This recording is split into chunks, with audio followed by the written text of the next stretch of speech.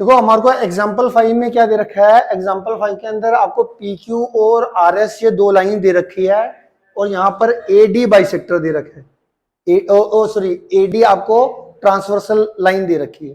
ठीक है, इसमें जो ए बी क्यू का एंगल बाइसेक्टर है, ए बी क्यू का जो एंगल बाइसेक्टर है डेट मीन्स बीई, और बी सी एस का जो एंगल बाइसेक्टर है सी जी, ये पैरेलल दे रखे हैं। ये क्या दे रखे हैं?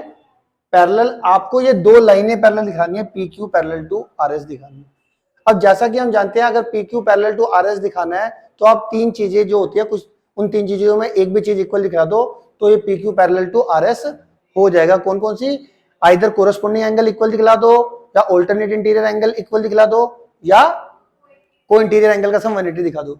अब क्योंकि देखो इन्हीं दो एंगल की बात मेंशन हो रही है, तो अगर मैं पी क्यू और आर एस के पॉइंट ऑफ व्यू से देखूं तो ये पूरा एंगल और ये पूरा एंगल कोरस्पोंडिंग एंगल है। तो अगर मैं ये पूरा एंगल ए बी क्यू को बी सी एस एंगल के बराबर दिखा दूं तो P Q parallel to R S हो जाएगा। अब इसमें मैंने क्या करा कि देखो यहां तक तो ये गिवन और टू प्रूफ लिखा है, P Q parallel to R S दिखाना है, तो मेरा मेन टारगेट है ए बी क्यू को बी सी एस के बराबर दिखाना। इसमें क्योंकि ये वाला एंगल बाइसेक्टर था, बीई लाइन बाइसेक्टर है ए बी क्यू की, तो एंगल 1 एंगल 2 के बराबर आ जाएगा और एंगल 3 एंगल 4 के बराबर आ जाएगा। ये हमारा क्योंकि ये बाइसेक्टर है। ठीक हो गया। अब इसमें और क्या दे रखा था कि बीई जो है वो पैरेलल किसके है?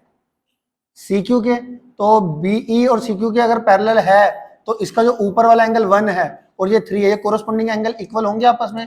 एंगल 1 किसके बराबर होगा? एंगल 3 के बराबर। और तो एंगल 1 को मैंने एंगल 3 के बराबर कर दिया क्योंकि बीई पैरेलल टू सी जी है। तो यहां पर आप लिख सकते हो कोरस्पोंडिंग एंगल्स, यहां पे पूरा लिखना, शॉर्ट फॉर्म में मत लिखना। तो एंगल 1 एंगल 3 के बराबर क्यों है? क्योंकि बीई सी क्यू के पैरेलल है, तो एंगल 1 एंगल 3 के कोरस्पोंडिंग एंगल आ गया। फिर मैंने क्या करा, क्योंकि मुझे तो एंगल ए बी क्यू को दिखाना था ना बी सी एस के, तो क्योंकि ये दोनों एंगल इक्वल है तो मैंने एंगल 1 इक्वल टू एंगल 3 था तो मैंने तो 2 से मल्टीप्लाई कर दिया।